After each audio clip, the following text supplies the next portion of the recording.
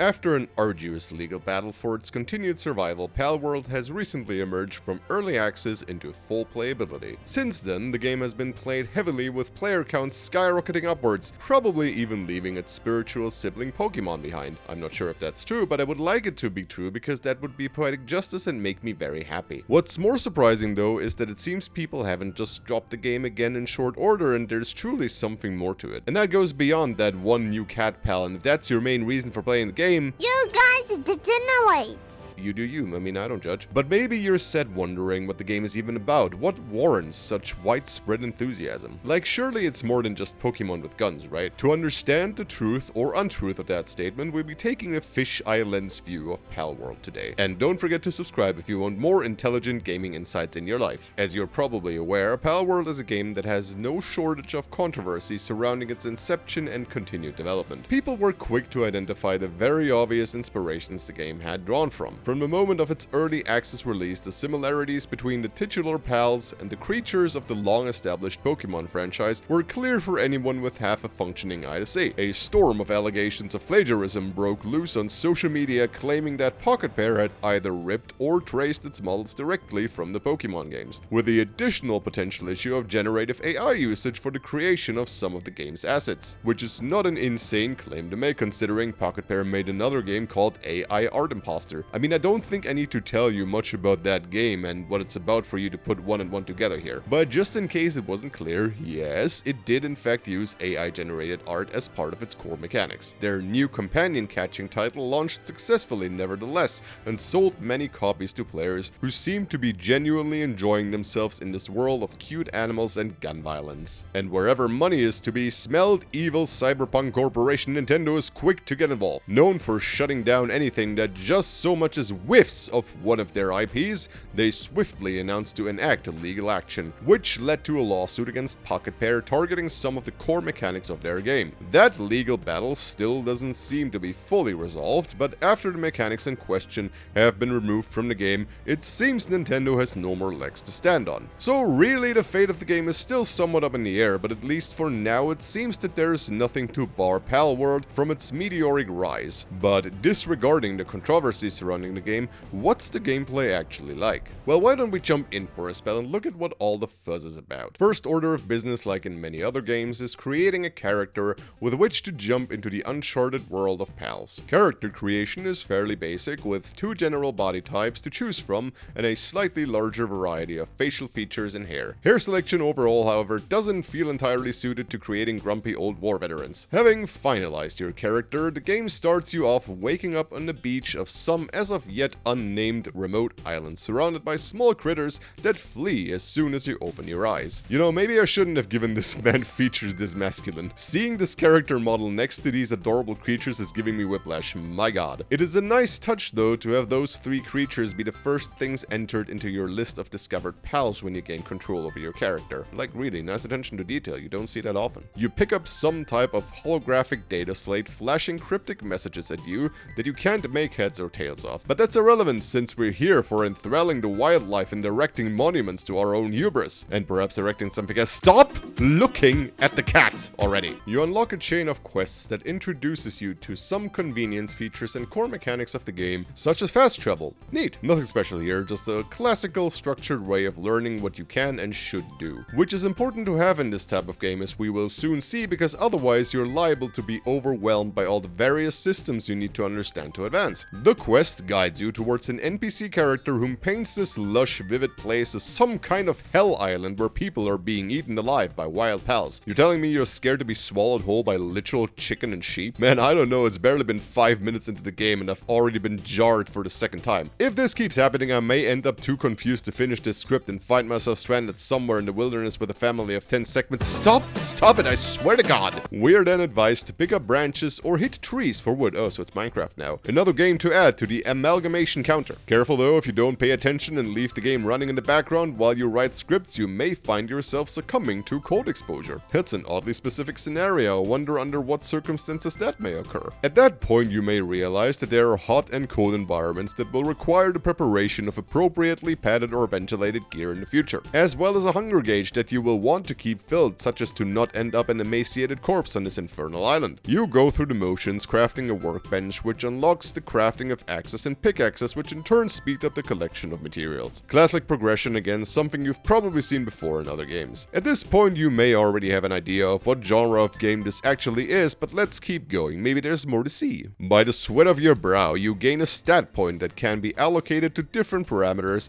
that make your character better at various things. Apparently you can reset those later, crafting a specific item called a memory wiping medicine, but it seems to be a bit of a pain in the behind. I'm not a fan of it really, it just tends to make people apprehensive about making a mistake in their stat allocation and being unable to fix it for who knows how long. Just make it cheaper, giving the ability to reset stats easily in all games. Seriously, I want to experiment, why won't you feed my childlike curiosity? On the plus side, pretty much everything you do grants experience, so you're free to focus on natural progression and don't really have to worry how to raise your level. Though there are ways to more efficiently gain experience, and I would assume that's what you do when you hit a wall at some point in the game. I just hope that doesn't happen too often. Your next task is to take a gander at the technology tree, which is the primary form of progression that will unlock new crafting recipes, building and gear options. At which point we're finally able to craft a pal sphere, which allows you to capture a wild pal after inflicting sufficient axe-based violence upon it. So you must set out to injure and capture the local wildlife, which at this point mostly consists of cats, fluffy sheep and literal chicken. Catching many of those is fortunately not difficult, since the materials you need to craft your capturing devices are abundant around the starting area. So you don't have to worry about wasting any precious palladium, since you're going to have plenty of it. Did you really just call it palladium? I just realized that. Now it is time to set up your base, and if you haven't realized it before, now it should be clear that this is not actually a companion battle or gunplay focused game,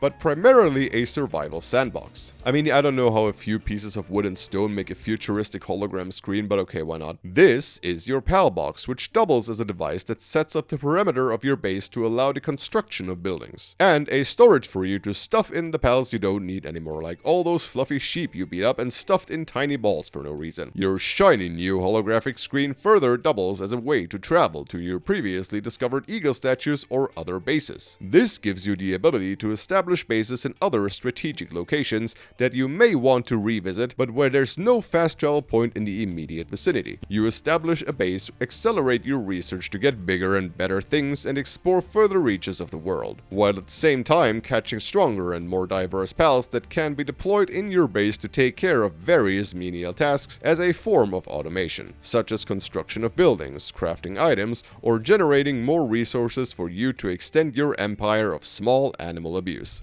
The kind of tasks your pals can perform is based on their suitability for a specific type of work, so some of them may be unable to perform the tasks you require at the time, which is nice actually, gives you an incentive to go out there and catch different types of creatures that fit your automation needs, until you're ready to advance to the next tier of critters that can fulfill their assigned tasks even more efficiently. So you have to get out and tear more innocent wildlife from its natural habitat. Fun! As you advance through the game, you contend with a group of real-ass armed vigilantes and engage in pal battles with them like it's a Pokemon arena. But it's not really, because you also get to unload your guns at the opponent's pal, which is maybe a little unfair to take an MP5 up to a feral creature, but what do I know, right? Your mission then is to simply explore the world at your own pace and eventually get to that big-ass tree you're told about in the tutorial. I couldn't tell you what that means exactly, but getting there is just going through the same general gameplay loop you've already seen. I could tell you about the new buildings or technologies you unlock along the way, but it's really just more of the same thing. So, in summary, the start of the game feels a little sluggish, to be honest. Like, it's a bit of a shame that you're not just introduced to the PAL system right away,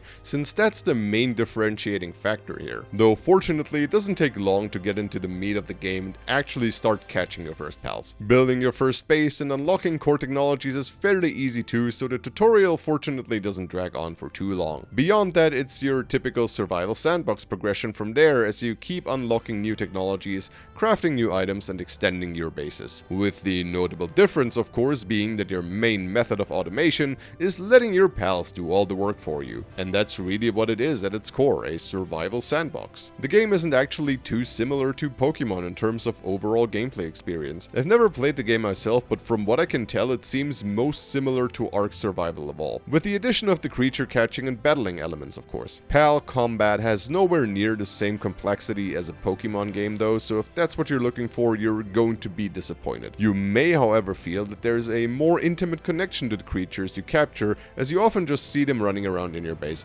Not intimate like that, I'm going to get the shotgun, I swear to— or when you summon them in the field and use them as a mount to ride around or fly through the sky. There's so many of them too now, you're going to be guaranteed to find at least a couple that suit your personal taste. So it's a pretty solid survival game that's nice for what it is, but of course there's an elephant in the room we haven't addressed yet. I'm not about to debate whether or not anything about it is morally or legally correct, but there's an undeniable insanity factor to shooting tiny fantasy creatures in the face with real-ass guns, in a game whose aesthetics are ostensibly a blend of Pokemon and Fortnite. Perhaps two of the most played games of all time, go figure. That meme factor may be a huge reason to why the game has become as popular as it is. A novelty that must, of course, wear off eventually, and by then the game needs to have established itself as more than just a Pokemon with guns. Which it does as a survival game with solid progression mechanics and a lot of diversity. I will say though that some of the game's aesthetics and gameplay elements tend to clash in a way that is a